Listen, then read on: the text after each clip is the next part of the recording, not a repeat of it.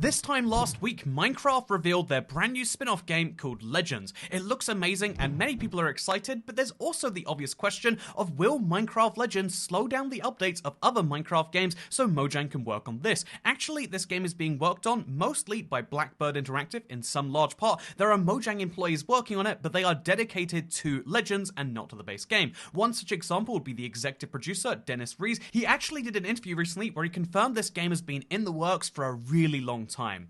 And, the project was codenamed Badger.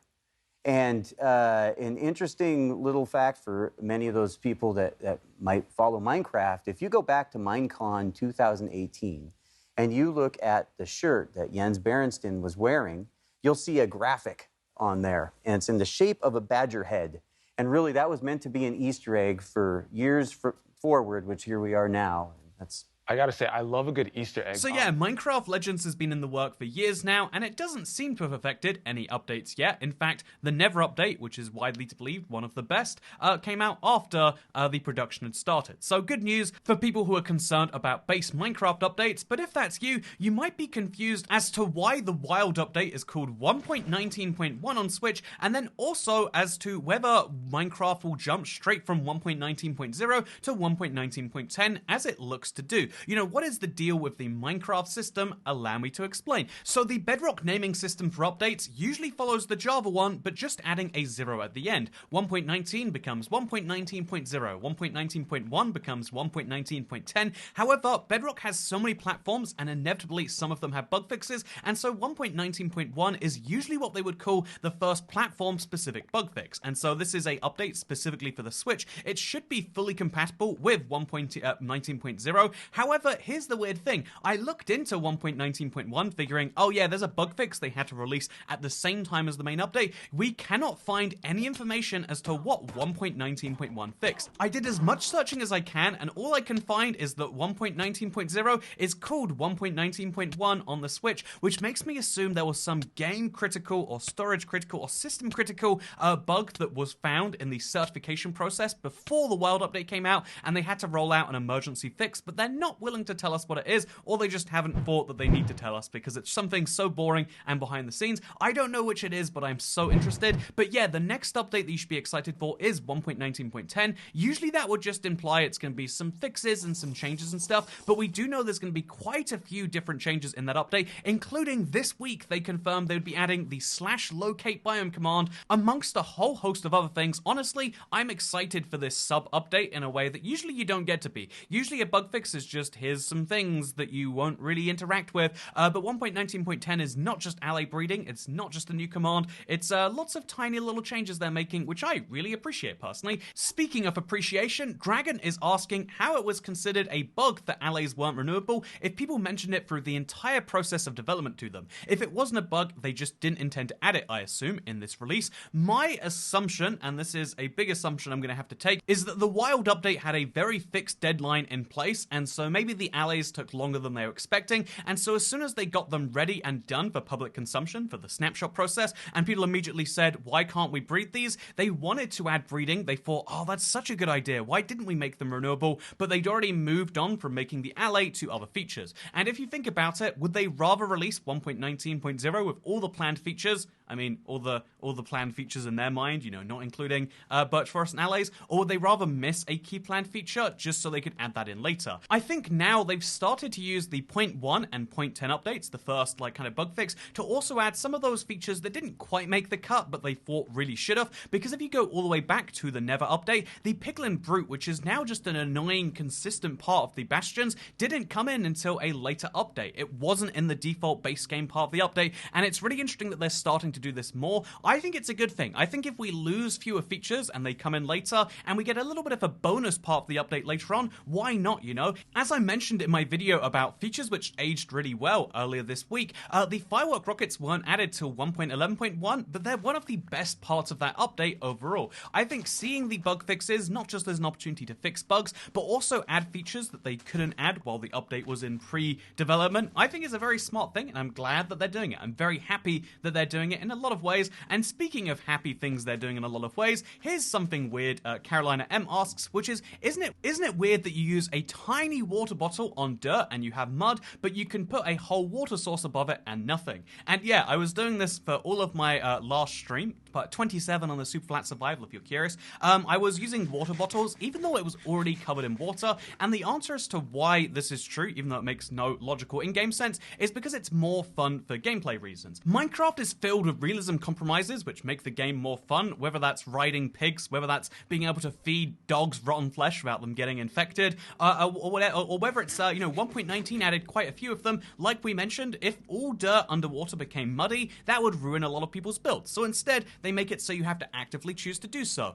The skulk sensor doesn't go crazy and activate all the time when rain drops, even though it detects vibrations, and that's because it makes things way more fun. I think Minecraft is at its best when it's working out how to make the most fun game, rather than trying to be realistic, because as we know from the whole frog, firefly, food saga that's a whole controversy, as we know from that whole thing, I think no one has said, yeah, I'm really glad Mojang has changed the firefly food because I didn't know that they were poisonous and I was about to feed one to my frog, thank God. I think that most players, 99+%, I have to imagine, say, yeah, give us the most fun game. I don't mind about realism as long as it's at least plausible, and I think there's a lot of things that are plausible, like, yeah, maybe you need to inject the bottle into the mud. It doesn't make any real life sense, but it's explainable for the game. Maybe rain doesn't work on the skulk sensor because in Minecraft, the rain doesn't make vibrations when it hits the ground. It clearly does make noise when it hits the ground because you can hear it, but we're going to ignore that for now because it makes Minecraft more fun. They actually did kind of like an insider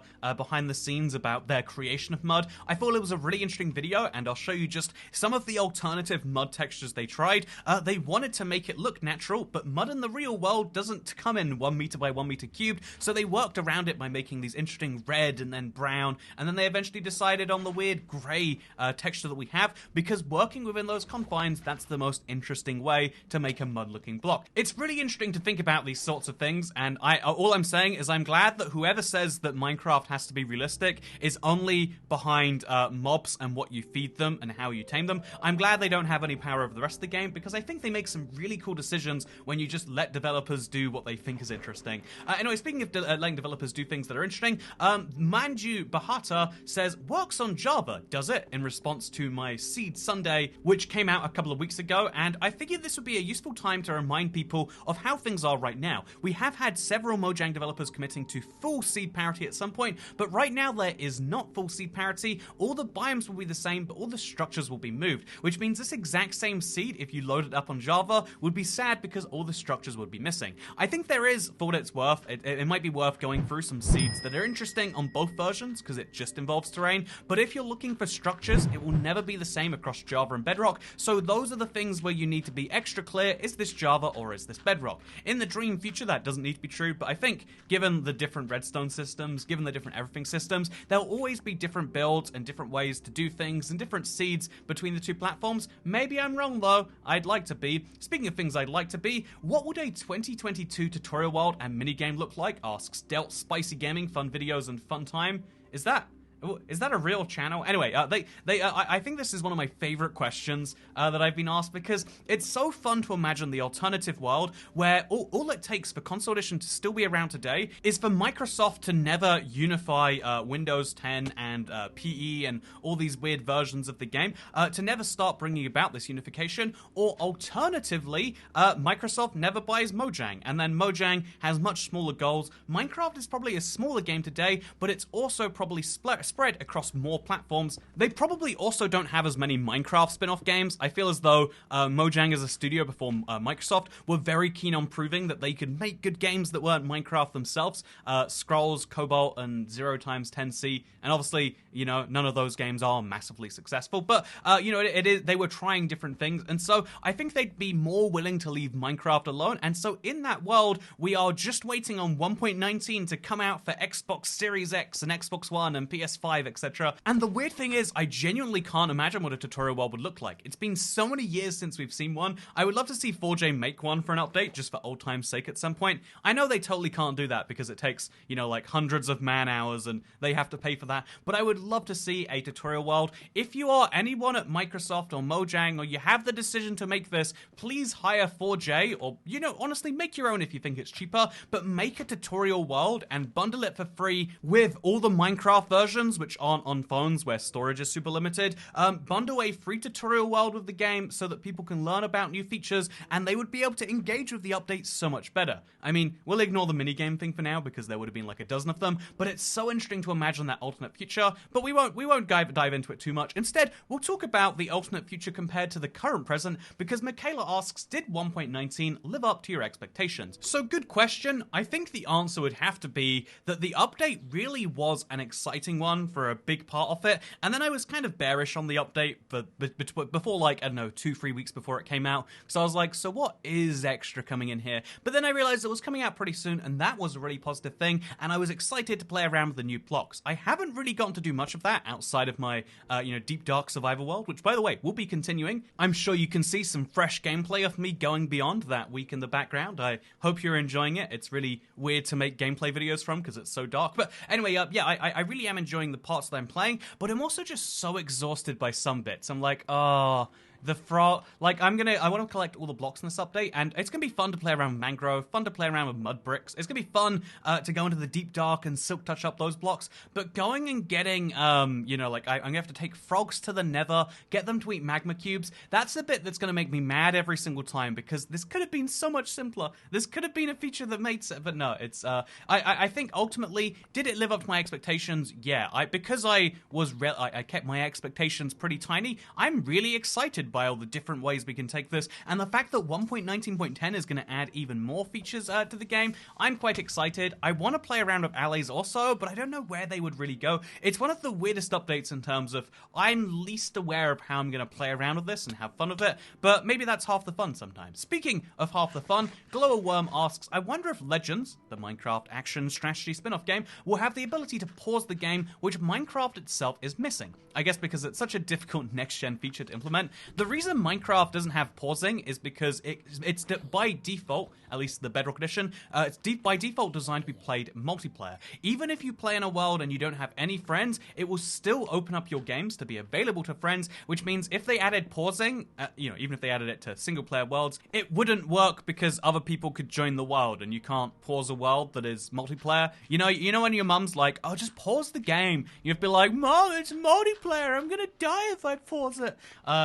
Having to explain that to your parents. I feel like that's the problem Minecraft has. And sure, they can make it so offline games are pausable. I don't know why they have it on that one. But yeah, the reason that it's not pausable is because Minecraft Bedrock is an online, by default experience. And it's kind of strange if you ask me, but welcome to the strange world we live in. By the way, thank you. You might notice that red logo next to Glowworm's name. It actually means that he's been subscribed to 11 months. So thank you for staying around on the channel for so long. Speaking of staying around on the channel, Jar Jar Binks says, what I find kind of funny about the UK in general is the lack of any super dangerous wild animals. It's a far cry from coming face to face with a bear, a kangaroo, or a big cat. And it's funny they're saying this because I post pictures of me trying to pet geese. Here's some baby geese that hatched recently nearby me, by the way. Oh, look how cute they are. Or I'll be walking down the street and I'll just see a fox and I'll run over to it like this. This is something I posted on my story this week. One of the weird things about walking around London is sometimes you'll just see foxes, and I'm never really sure what they're doing all day. But I want to pet one so bad. But they're not such a big fan. Oh, maybe this one is. No. Doesn't seem that way. It's cute. I think he's making a burrow, or he's about to poop. I haven't quite decided which yet. It's probably one of those two things, though. I won't tell anyone if you just let me Nope. It's kind of weird, right? And most people are just really default scared of animals, but in the UK there aren't any major big threats. I mean, technically that fox could bite me and I could get rabies. I mean, my hand is awfully close to it, but like ultimately it's probably not going to happen. The fox is probably going to run away, and also he's super soft, and look, he's digging a hole. Isn't that cute? And so yeah, all the wildlife you see in the UK is pretty benign. We don't even have mosquitoes, as best I know, whereas in every other country it's like, yeah, watch out for the poisonous snakes, or in America you always have to worry about bears. And it's crazy because the thing with bears is you have to know what to do depending on the type of bear. If it's black, you should fight back, scare it away because it will get scared of you. But if it's brown, you have to play dead. So if it's brown, lay down. However, a lot of brown grizzly bears actually look black, and a lot of black bears look brown apparently. And so in conclusion, if you see a bear, you probably die. There's just this big animal wandering around your woods that might kill you. I don't like that. That's horrifying. I really like the UK because we have mild weather, mild animals, mild everything, including food according to some, and so as a result, it's a great place to live. And I do intend to live here long term, by the way, but I do have some short-term plans elsewhere, and in fact I'm going back in just over a week. So if you want to catch some live streams, it's important to do so right here, right now on the YouTube channel. And also if you want to get yourself some merch, ibxtoycat.store. There is currently, it's ending when June ends, or when supplies run out, because we only did a really limited print. If you spend over $50 at ibxtoycat.store, you get a free Valentine's Day card. We did have to print them. There is a real cost to me for every one of those that goes out. However, I think it'd be fun as just a test of like, do people like these? Where do they use them for? Are they good? You know, I want to like test that out properly. And so yeah, go to ibxtoycat.store and get your "We Will All Die Someday" or your literally just an IBX Toycat shirt. I've seen a few people getting the hoodies, by the way, and I don't understand because it's summer. I mean, what are you using a hoodie for? But if you want one, they're available too. Thank you for watching this video. I had to cut so much of what I was going to say about 1.19 living up to my expectations. I feel like we could spend hours talking about that, and you know, don't worry, I won't be doing that anytime soon. And yeah, I'll see you next time. Goodbye.